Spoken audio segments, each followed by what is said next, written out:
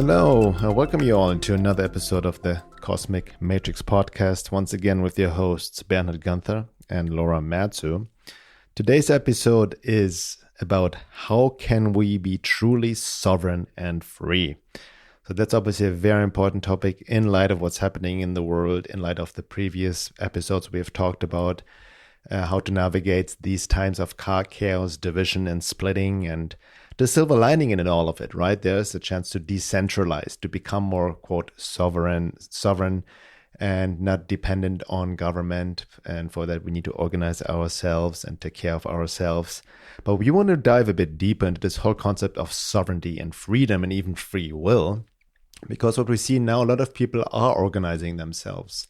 We recently attended an event where people meet up, talk about sovereignty and building community and taking care of themselves and decentralizing and all of that, as I just mentioned. So before we dive a bit deeper, I also want to talk about the definition of sovereign. Sovereign basically means, out of the dictionary, literally, possessing supreme or ultimate power. And sovereignty is freedom from external control, right? To become autonomy, basically. And the way autonomous. Yeah. Thank you. And the way we see it right now, it's mostly external, right? In that sense that people try to free themselves from government, from external control, obviously as the totalitarian, technocratic powers are clamping down. We want to free ourselves from the grip, from this enslavement, right? And that's also the whole ideology behind anarchism, which basically means no rulers. I mean, that's the true meaning of it. The word, anarchism or anarchist has also been very much distorted. Even they call Antifa anarchists, and this whole idea of chaos and violence, which has nothing to do with the true philosophy and ideology of anarchism, which ties more into voluntarism. You know, not to infringe the freedom on others and do not harm others, right? And voluntarily participate in society based on various principles. But I don't want to get too deep into the ideology of anarchism, because again, this is all these external ways and means of trying to decentralize, trying to become sovereign and free, right? And even anarchism is another ism. So there are all these kind of ideologies and ways of trying to exit the system, so to speak, on a physical external level. But what we really want to dive into is really, into the inner freedom. How much can you truly govern yourself, as it goes, or how much can you really extract yourself from government if you cannot truly govern yourself? And governing yourself meaning truly being aware of yourself and your all inner life, and how free are you truly within yourself, from your own conditioning, programming, wants, needs, and desires. So that's really what it comes down to, which ultimately also ties into the process of individuation. Yeah, exactly. Like how can you talk about sovereignty if you yourself are not free and you're still being driven by your lower nature as well as conditioned, programmed desires? People are really easy to trigger these days. If you're easy to trigger, you're not sovereign though, because and I'm including myself in this. Like there's still, people who get to me, especially in relationship, and I know that that's where I'm not free. I'm still living in a prison. Although I feel like for many people, because of what's going on collectively, we've had to go through a collective individuation process because the consensus narrative has lost its mind, has deviated into tyranny / insanity / propaganda, brainwashing, all sorts of stuff. So it's actually, to some extent, at least on the intellectual level, it's forced people to think for themselves. Because you either have to go along with things that totally go against your own bodily sovereignty, or you have to start asking questions and quote unquote doing your own research, So there has been some level of like intellectual individuation that's taken place through crisis, actually. So I think that's important to note. But I still know, I just still notice a lot of people externalizing, just hating Bill Gates or whoever else, That's not free. That's not freedom in my view, It's like we need to have that essence of freedom within ourselves. Like I can be who I am. I'm a unique individual. I know who I am. And really it also comes down, which we'll get into later in the podcast, is the self needs to be the central resource. And for a lot of people, and I see this in the world, it's just like the conditioned ego personality is talking about freedom. The conditioned ego personality can't know freedom. Exactly. I mean, that's also been my big, I've been also going back to anarchism. I was also talk at Anarchapulco a few years ago, 2017, 2018. I was even on Jeff Berwick's Anarchast podcast about anarchism many years ago. He's the founder of Anarchapulco. And he always opens the question to discuss, when have you become an anarchist?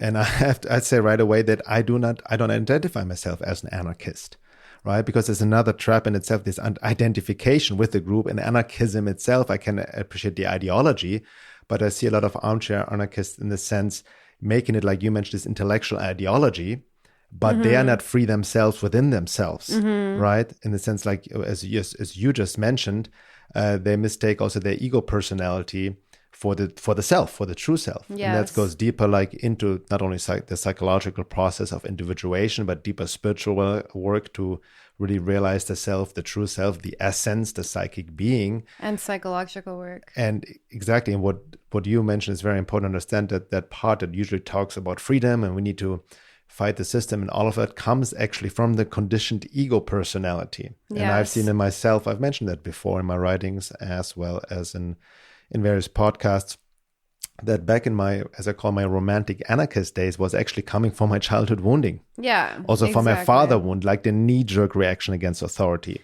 and all of that. And I'm not saying that we need to not submit to authority. It's not that black and white, but I can see within myself and many others that try now to fight the system, become sovereign, independent, and all of that. It's coming from a lot of the wounded inner child. Yes. And conditioning, programming in general, and unconscious trauma we all have carried to varying degrees. And it then informs, like you just mentioned, you're not free if you get triggered by other people and then you blame others, you're stuck in blame victim consciousness. Yeah. Then you're not truly free. Yeah. And then I'm just wondering, then people say, I know myself and, I'm an individual, but they mistake, like you just mentioned, the conditioned ego personality for the true self. Yeah. Yeah, they'll say, I know myself, like I'm this, I'm a lawyer, I'm a doctor, whatever, that's not your true essence, And I think that true freedom really has to come from part of this individuation process, which is part of the Aquarius archetype. So I think Saturn's in Aquarius right now. I don't know. I don't pay attention to transits, but I know Saturn is Aquarius. I know we're nearing into Pluto in Aquarius, the quote unquote age of Aquarius. I believe personally that we're basically on the, we're between ages. We're kind of like, we have both the the Pisces Virgo axis and the Aquarius Leo axis. So we are collectively individuating in a sense. And I'm just going to share a little bit, about according the evolutionary astrology context for this individuation process. This is something I wrote actually in the group coaching program, Embodied Soul Awakening, to someone who asked a question about this. So according to evolutionary astrology, it's the most individuated / spiritualized souls who create the next consensus mainstream state. And you see that. These are the people who are the trailblazers, the visionaries. Jung was a highly individuated person and they changed the consensus. But then look at even now, like Jung's concepts have not reached the consensus still, but they're reaching a mass, so they've spread out. So that's the point. But the point is that there's always been a violent backlash from the consensus state against anyone who rebels against it. So this backlash process eventually does lead to the integration of the new ideas that the individuated and spiritualized people brought into society, but the backlash must always come first. And there's something that happens, this astrologer Mark Jones actually referred to it as maximum alienation, maximum individuation. So there's an alienation process that actually comes when you separate from the herd and you remove yourself from the consensus, basically. And that's what a lot of people are going through right now. Like, old friends, family members, people that work, if you don't agree with the jab, you are on an individuation process because that's the consensus reality right now. So from moving from the consensus state, the mainstream, to the individuation state is basically almost always, I would say, pretty much always a traumatic process for the individual. And the main reason why that is because they lose the sense of security of belonging to the consensus state that the consensus state provides. And also in the nature of the individuation process, it can also happen too much too fast. And the alienation can be traumatic because you don't have that like group belonging, be like, oh, I have similar ideas to you. That makes me feel safe in my ideas. No, if you're a truly individuated person, you can stand true to your values and beliefs. You don't need the group. Although, and this is something we're going to talk about, is that once you try to kind of distinguish your own true values, it's important to find like-minded people because you need a bunch of people to create a movement. You can't just do it alone. And a community, right? Exactly. Basically creating without losing yourself again. Exactly. And I think sorry, I just want to finish that quote. So this one way of resolving this feeling of alienation, which people kind of do, is to find true friendship with like-minded people. But it is really important to actually go through that process of alienation, because if you just try and if you're seeking out community because you have a lot of childhood wounds coming up about not being seen, not being accepted by the consensus, what you're going to do is you're actually going to avoid the individuation process. Is you need to actually become an individual yourself, distinguish what are my true values, what's my vision of meaning of life, and then find like-minded others. But what a lot of people do is they don't actually individuate, and then they create a new consensus state within their own alternative ideas in order to give themselves that sense of validation. Yeah. And I'm just going to finish that quote. The truly individuated being will always be unique, ahead of their time. They're often cast out from the herd. That's the point, and it really is similar to this quote, if you don't fit into this world, it's because you're born to create a new one. It's like we really need to discover what makes us truly us, and really anchor that individuated essence within ourselves before we seek the others. Because if we're seeking the others as a way of seeking inner validation because other people share the same ideas as ourselves, it could still be driven by wanting to find another consensus state so that we can feel validated. So we're not actually individuating. Yeah. Yeah, a couple of things on that note. So also not to mistake when people like the individual, we're not talking about a big ego, like a cult of personality. That's not an individuated being. That's still driven by social, cultural conditioning, programming, wounds, and on all kinds of mechanical behaviors. We're talking about the true individual in light of the Jungian process of individuation, or also in the spiritual context of connecting to true self-essence and making the personality or the ego a clear expression of essence, beyond any social, cultural conditioning, and also having worked through your shadow and wounds and traumas and all of that. But you made a really important point, exactly that's what we're seeing happening right now. And that has its purpose and process. We see there's a lot of people, it's happening with the people we work with in our program, Embodied Soul Awakening and whatnot. They're coming out of the consensus state and they're starting the individuation process. But as you mentioned, there are many traps within that, so to speak, to avoid it. And I think a big part, which I'm sure you alluded to, the individuation process, it's not an easy process because you need to also embrace loneliness. Yes. Right? You have to have this lonely, you have to separate from the herd for a little bit. And that's very important. Sri Aurobindo talked in his work as well, Integral Yoga, that the first step before you can even spiritualize, right? Even evolutionary astrology, Sri Aurobindo talked, before you go into the spiritual state, you need to be individuated. You need to, like he said, literally separated from a crowd and become a true individual. Yes. Which also paradoxically means to create a healthy ego, your healthy sense of self. Yeah. Right? So what we're seeing now, that's a paradox right now. With everything is happening, people are separating from friends and family, and they want like-minded people, and it's fine and good. We need that.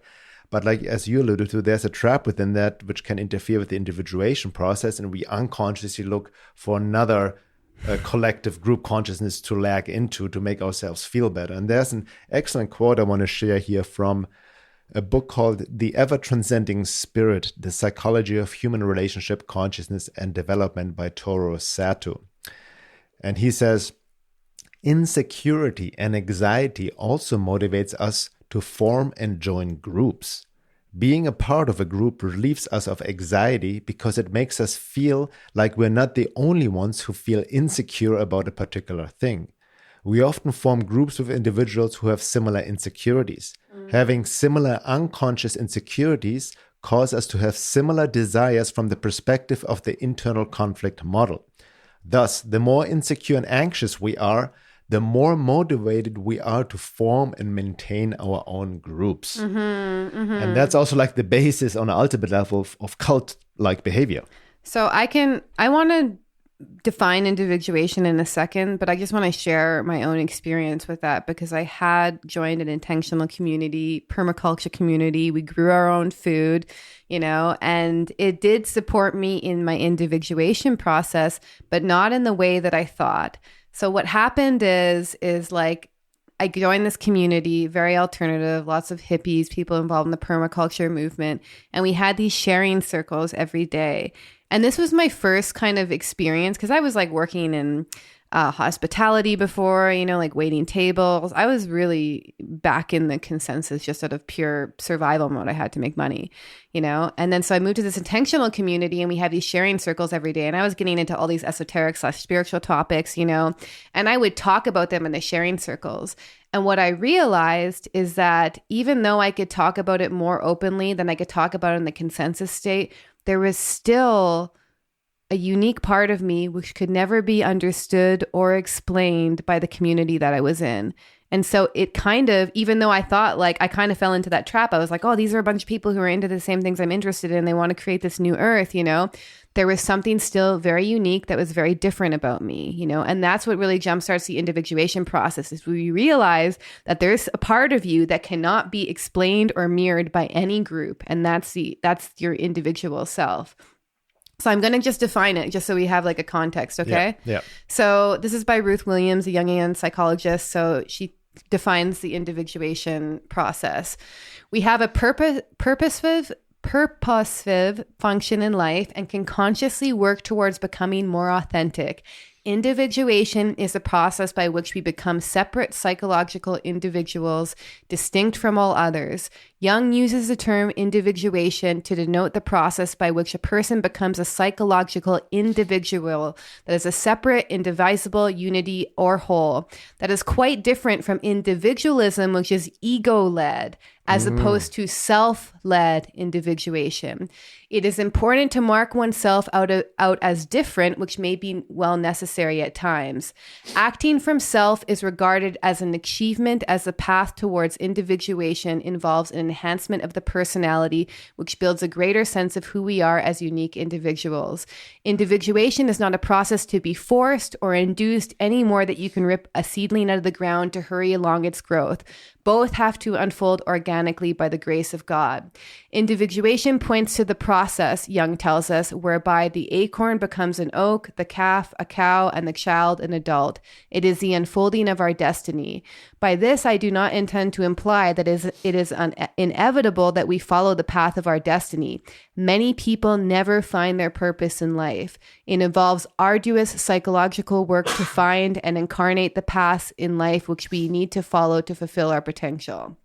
And that's the critical point, is that there are many people who will not individuate, at least in this lifetime. They are not actually doing that work to discover, like, who am I beyond my conditioning? And the soul might not be ripe for it in light of the soul path, and level of being. I have to have a certain consecutive lifetimes, and the soul needs to be a certain ripeness when it makes its, because individuation process, we can talk about this later as well. You can see it from the Jungian perspective. And it's a great, by the way, differentiation between the individual and individuation, in a sense, right? Or the individuality, because it's egocentric versus really individuation, bringing forth the true self, or bringing forth essence, the psychic being, right? Making then the personality a clear channel and vessel for the true self, for essence. Can I just add one more thing onto that, though? Yeah, go ahead. So that's a really important step. So we have this like Capricorn/Saturn level of reality. This is all the conditioning factors of society that we're actually seeing kind of fall down right now, right? And what happens is when you reach this Aquarius/11th house/Uranian level of reality, the self becomes the central resource, basically. So it's not the ego personality, it's the self becomes a central resource. Yeah. There's many different ways, so there's two different types of self. there's lowercase self, and then there's capital self. I'm not talking about the capital self, what the yogis and the enlightened gurus talk about self-realization. That's capital self. But I'm talking about the part of yourself that, is like a unifying principle psychologically. Richard Schwartz, who does internal family systems, actually has a description of the self. He just calls it the 8 C's. It means when you're in self energy, you're curious, you're calm, you're clear, you feel connected, you feel confident, you feel courageous, you feel creativity and compassion. Yeah. So that seems true. Like when I know I'm in my true essence, that's how I feel. So let's talk about the work of individuation process itself, what it means. And I have a great one-liner quote by Carl Jung. And he says, individuation is to divest the self of false wrappings. Mm-hmm. And that's really what the work is about, the great work, or what we also call the fourfold approach of holistic self-work, meaning working on all levels, physical, emotional, psychological, and then eventually spiritual as well.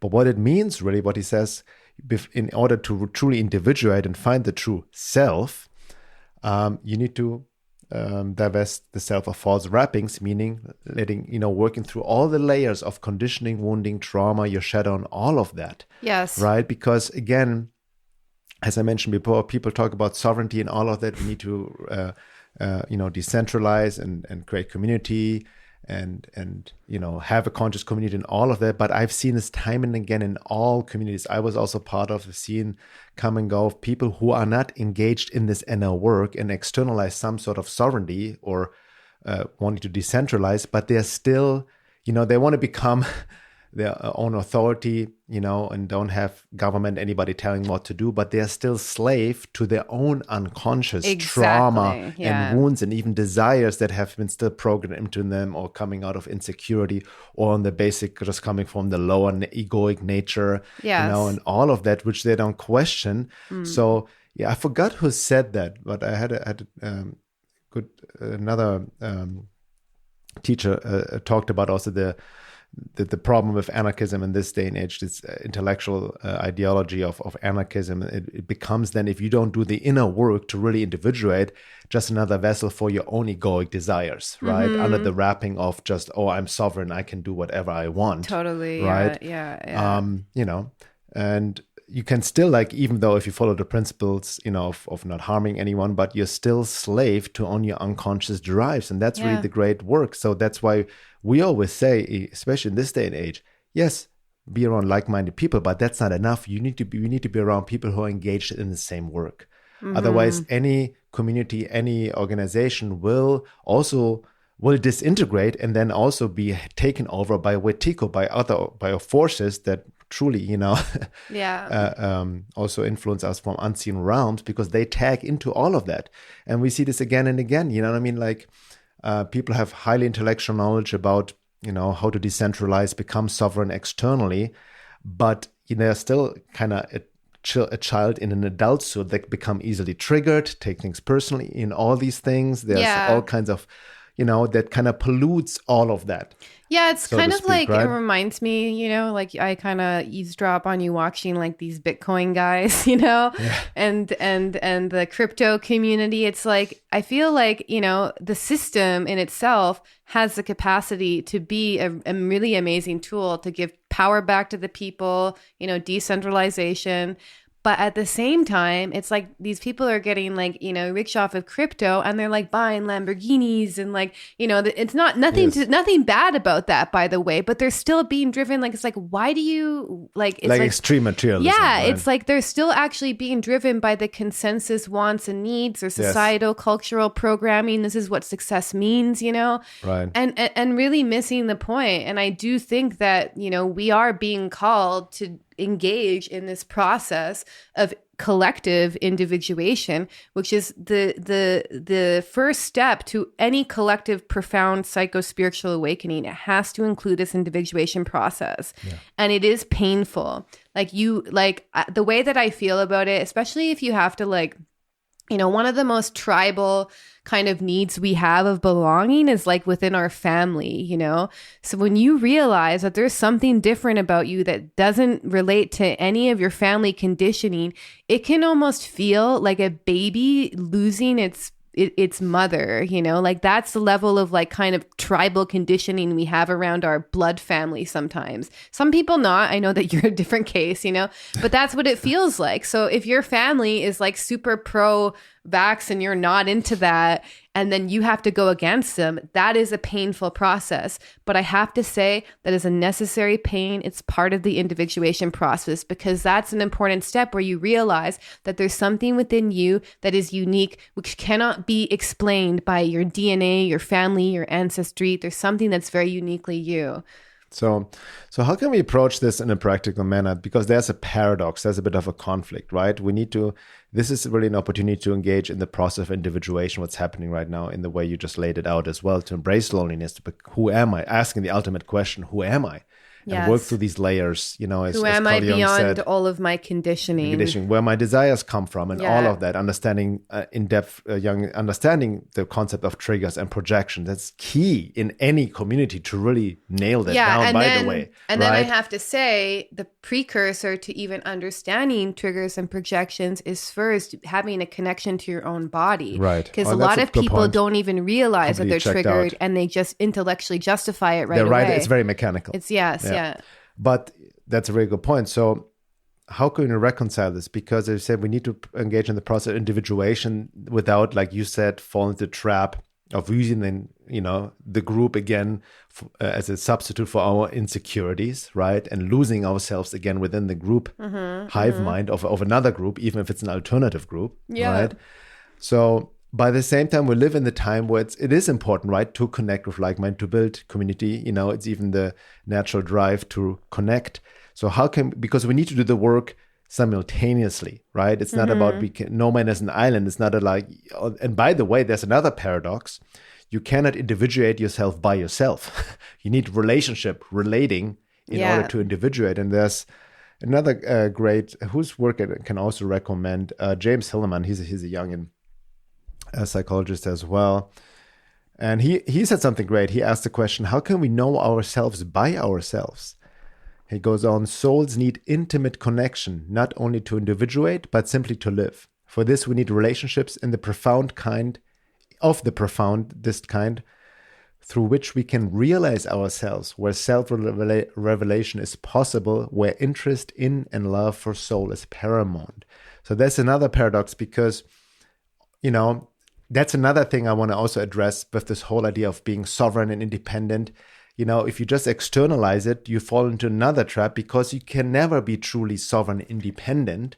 Yes. Only the ego, the tyrant within, thinks it's independent from everything else. But ultimately, truth is everything is connected and interrelated. Yeah, this illusion of separation. Exactly. Like I think that often people who talk about sovereignty can still fall into this illusion that yes, there is something very unique about you as a soul that can't be explained by culture, by family, by society.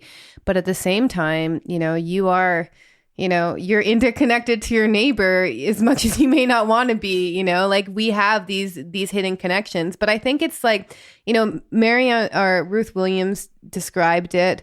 Individuation is a process of transformation involving both conscious intent to change and develop, as well as unconscious drives, differentiating what does and does not fit into our over totality as a person. So I do think it is a process of, you know, at first, shadow work, making the darkness conscious, like analyzing your own inner nature, asking questions. Where does this come from? Is this who I truly am? Has this been conditioned into me?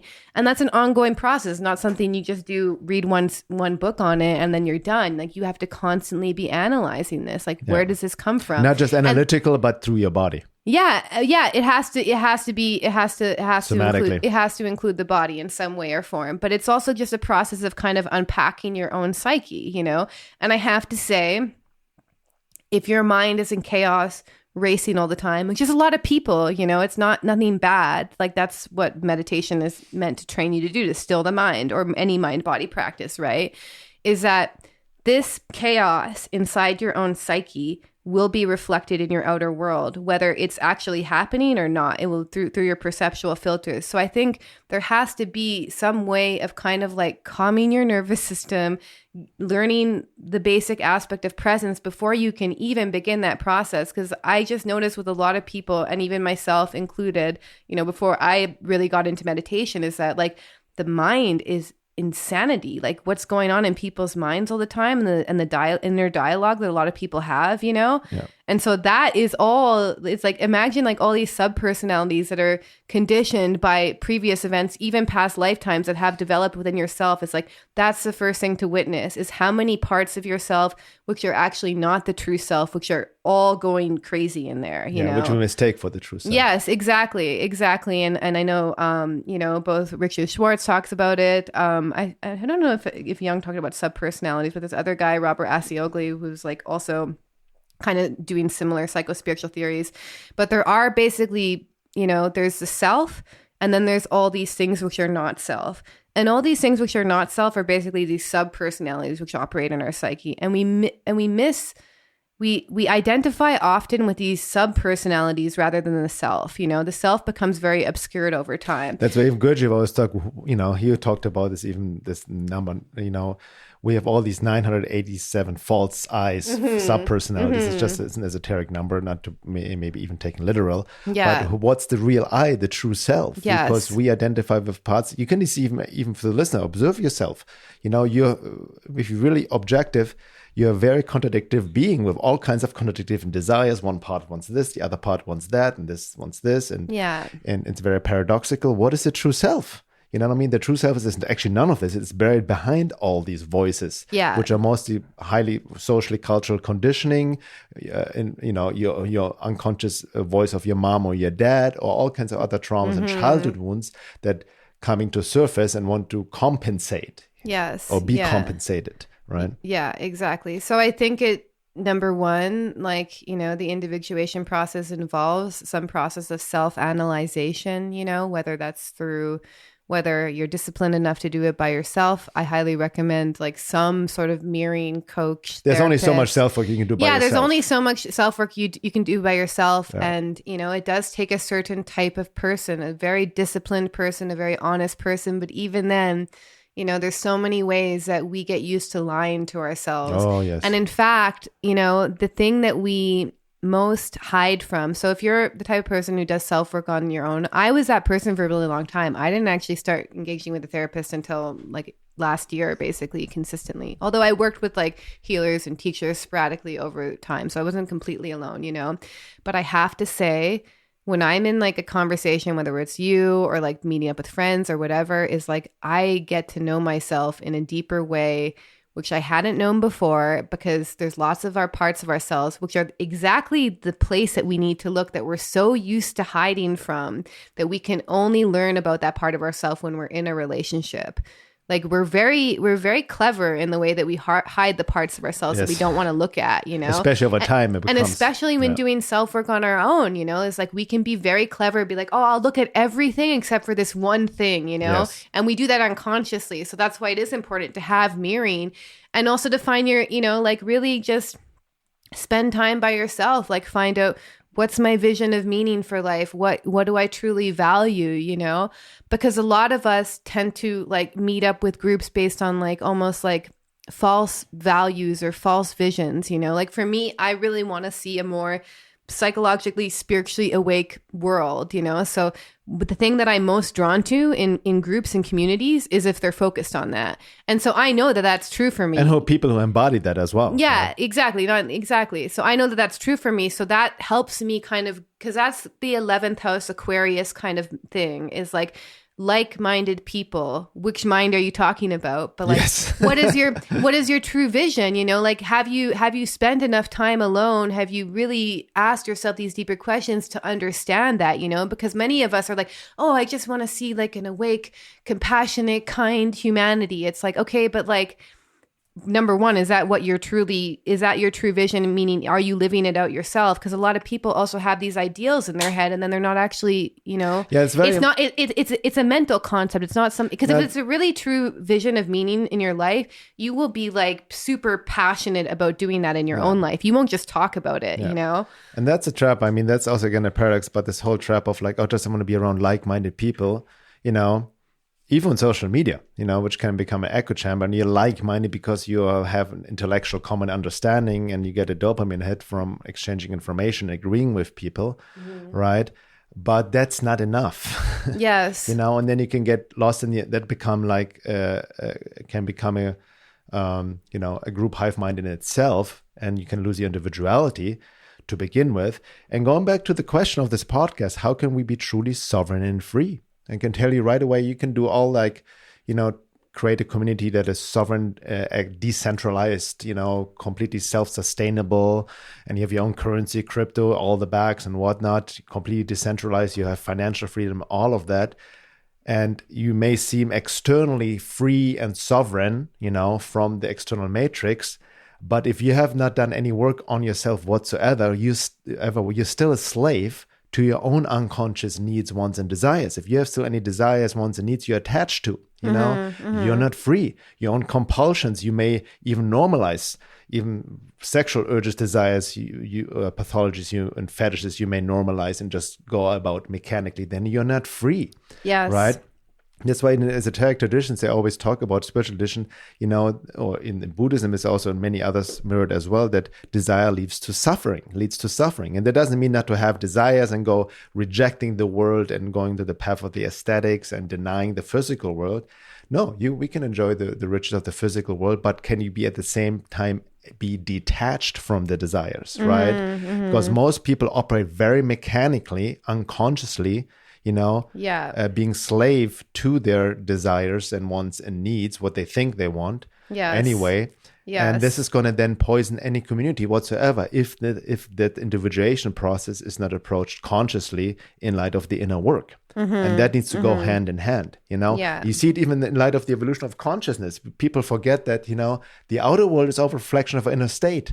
The reason why people are still governed by government, because they can't govern because themselves. They cannot govern anything themselves. Can you govern yourself? Meaning, are you fully in control of yourself? Yeah. Yeah. And do you truly know yourself? That is extremely hard. I know that I can't, when I have really strong projections come up, I'm a very emotional person. So they have an extreme emotional charge. They can be extremely convincing. And this is with I know how to work with projections. I know how to work through them, but I'm just saying the psychic energy and charge of our own unconscious when it comes to surface via a trigger or a projection or whatever you want to call it is extremely strong. And I do believe it really takes a certain amount of soul to witness that and to just notice it and to be curious about it, because to the extent that it's actually holding unresolved emotional content versus about childhood traumas and wounds is to the extent that we can actually be driven to act from those places, So I see that all the time. I mean, we're all trying to become, or not we're all, but many of us are trying to become kind of masters of all the material that's arising from the collective unconscious right now. And we have our own personal journey within that. And it's very easy right now to fight the shadows on the wall. There's many of us who have a lot of unresolved content, a lot of trauma we haven't processed. And it becomes very easy to be okay, let me just hate Bill Gates and just hate these figures. We are projecting our own unresolved wounds from childhood on the outer world, whether it's Bill Gates or, Biden. It's Biden isn't even there anymore. He's not a good target for your projections to begin with. He's what I'm saying is anyway. that, any time that you have, it's an interesting paradox, because I notice this in myself all the time. I'm also going through a lot of really intense transits where a lot that dictate that a lot of personal and conscious material is coming up, and it does take all of my emotional, psychological, and spiritual strength to sometimes notice these projections and not act on them. And I still make mistakes pretty much every other day. So I mean mistakes is I still act out my projections, but I have to say, and I think we talked about it in the previous podcast, but when you withdraw your projections from the outer world, you gain your self energy back. And that's the key point, is the moment that you're blaming someone out there for how you feel, the way the world is, you are projecting. And that's hard. It is really hard because it's really seductive. And when everyone else is doing it, when everyone else is doing it, it's easy to start doing it too. You start to be almost shadow like dancing. The only sober. If you start to withdraw your projections, you're like the only sober person at a bar of drunk people. You know. And also, if there are projections from an occult level, occult esoteric level, you also turn off the food source for these occult forces. Yes. Because the hostile forces, the archonic forces that feed on humanity, they feed off of your projections. They feed off the emotional illusion, all of that, what most people participate in unconsciously. Yes. And the work is easier said than done. Like you, I'm not free of projections and triggers. If anybody who claims to be done, by the way, I want to point this out because a lot of people say, I've done shadow work for so long, I'm done with it.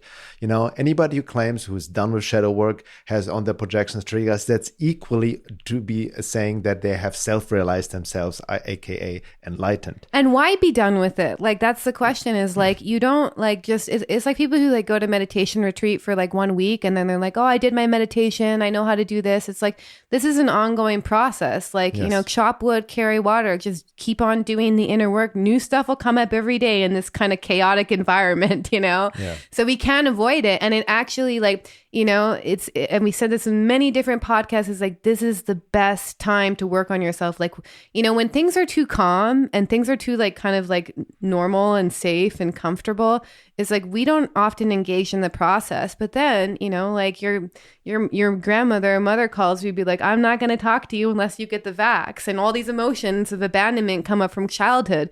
That's the moment to start doing the work. Exactly. It's like, this is the ripe material. Like sometimes I go to like my therapist and like I don't have anything to say because nothing has really happened or I've sorted it out myself. But I do know the moment when shit happens and I have something to talk about, I was like, whoa, this is an extremely ripe moment to start working this through. This is the time is now, So we have to almost develop this attitude towards our own inner work and like this almost like tenaciousness where we're like, I'm going to go there now, and we miss opportunities all the time doing that when we project. Exactly. But like you said, and we've said this before, this time in right now, the splitting of humanity, this intensity right now, this is perfect fertile ground to do the great work. It's a silver lining. It's an opportunity to answer the call. And it's not going to be easy work. There are many traps and distractions, temptations. And one of the distractions, temptation is just to latch on, just find external groups to latch on again without doing the inner work. Yeah. And that will just give you maybe a quick release, like a dopamine hit, similar to that. But, the key point is to engage in this individuation process consciously in all of that while building community at the same time. So this needs to happen hand in hand. Yeah. So you don't use the group as a substitute for your own insecurities again, right? Yeah. And skip the individuation process because it's not a comfortable process, right? And we always like to avoid pain and gravitates towards pleasure in all of that. So it needs to go hand in hand together. Like I said, it is important, like we mentioned this before, activism, organize ourselves, decentralize, communicate, network, and all of that. But there's a danger in losing yourself in that by externalizing everything and not using it also as an opportunity for this inner work, true inner individuation process to find your true self. So you can be truly yourself. You can, the ultimate goal is, so to speak, to be completely individuated, connect with others in community, right? But you are your own sovereign being. Yes, yeah. In the true meaning of the word. Yeah, and I think of our group programs, because people do initially join them because they want belonging, they want community. But I think that then the big question comes up is like, you realize that there's something unique about you that can't be described about any community. So you can't go looking for belonging there. Like it's more better to actually treat the community as like a mirror. Like these are a bunch of different relationships.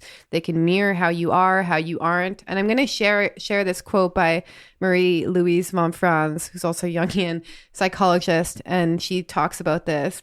It is useless to cast furtive glances at the way someone else is developing because each of us has a unique task of self-realization. Although many human problems are similar, they are never identical. All pine trees are very much alike, otherwise we should not recognize them as pines. Yet none is exactly the same as another. Because of these factors of sameness and difference, it is difficult to summarize the infinite variations of the process of individuation. The fact is that each person has to do something different, something that is uniquely his own. Yes. And so, you can... That's a key point. Like... I kind of see it. It's like if you join a psycho-spiritual self-help group, like we're running, like it's like you'll see that, you may all be kind of like have similar aims, but your journey and the things that you need to do may be so radically different it's than very someone unique. else, so you got to also embrace that and not like get into this like, what we can do in a relationship is get into this like kind of trap of comparison. Like I should be like this person is doing this person is getting this out of their process or whatever. No, we're each very uniquely different in that sense. And I think it's no coincidence that like astrology shows us the most how different we are as people. And astrology is also ruled by Uranus, Aquarius, the individuation process. So they go hand in hand, and the more that we actually honor our own unique individuality, the less we actually will care if this person agrees with us about everything. We will actually honor the individuality in other people as well. And I think that's also what I see in groups. There's a lot of like infighting too, where like, it's like, like you agree with someone about like 90% of things, but then the 10% of things is like you other them, you fight against them. You don't want them to be an individual actually. And I think also the individuation process also ties into the trap of, you let go of identifications. You can relate to these people. I've mentioned many times, I support patriots, right now, the American, all of that, but I don't identify as one. This is all that I wrote an article about this trap of identification, which usually happens with groups. So I am a Republican, I'm a Democrat, I'm a patriot, whatever it may be. Yes. You identify with a group, that's already like a hindrance in your individuation process. It doesn't mean that you can have certain values that what these groups represent and whatnot, but the biggest irony is like if people identify as an anarchist, because that right away, stifles your own freedom because you have identified with a certain concept, with a certain ism, So a true free human being, an individual self, is not identified with these labels. Yes, even though we can work with them, relate to them, and apply them, right? Yeah. And before we end, we're almost at the end of the first hour. So we're going to go deep into that in the second hour, also from a more spiritual perspective. And we also want to talk about how, obviously, what we're seeing right now with the New World Order, socialism, Marxism, this is actually the threat to the individual. And that's also why the anti-divine force is using these ideologies in the disease of collectivism and globalism to eradicate the individual, right? And just put them into group identities.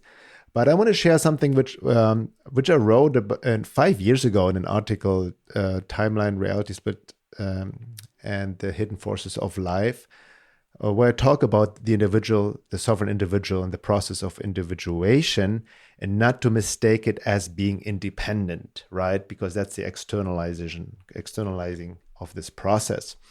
So individuality in the deeper meaning of the sense, even the process of individuation, in this context, or also from a spiritual perspective, is the embodied individualized soul as a conscious transducer for higher energies, which that's what we talk about in the second half as well, which means aligning with divine will, because ultimately we are a child of God. We are, need to surrender to God. So that's like, we're not separate from God, but we need to be a channel for divine will, which also relates to essence, right? So being a quote instrument for divine will.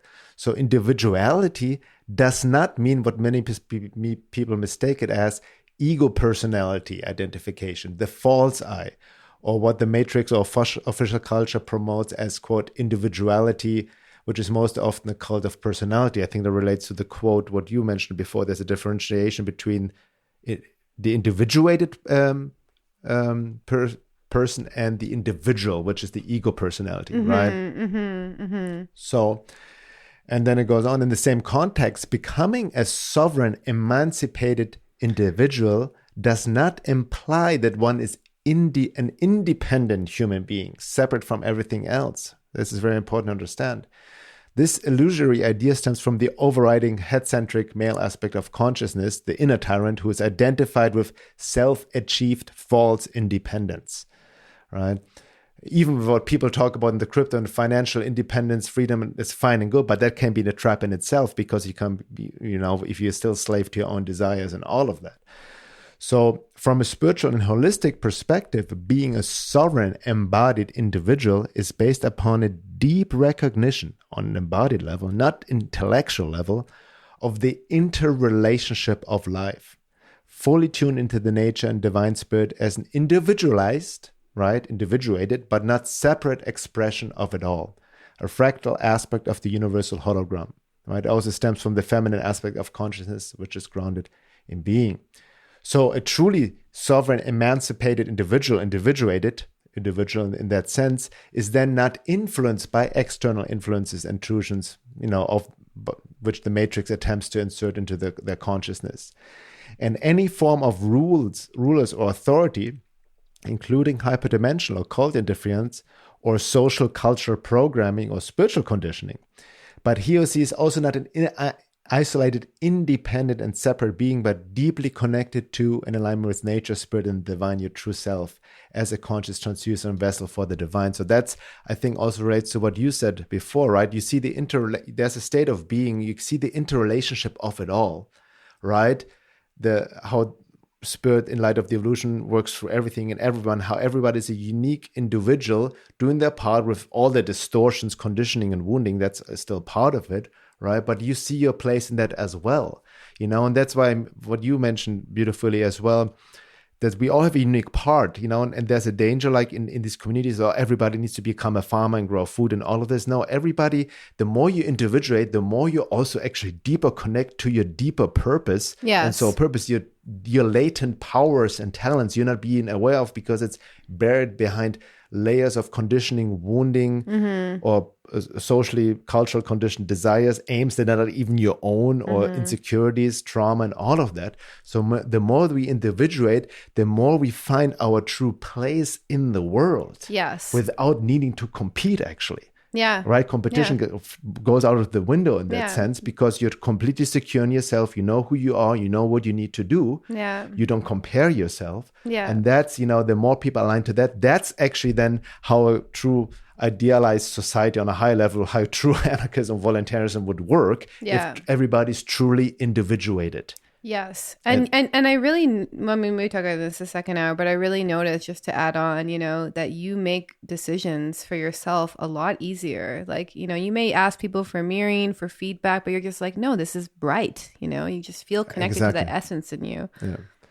Beautiful. So let's go deeper into that in the second hour. And once again, if you're not a member yet, the second hour is only for members. You can sign up at my website, veilofreality.com. Gives you access to all the second hours of all the podcasts, including the membership forum. And we see you guys in the second hour. Until then.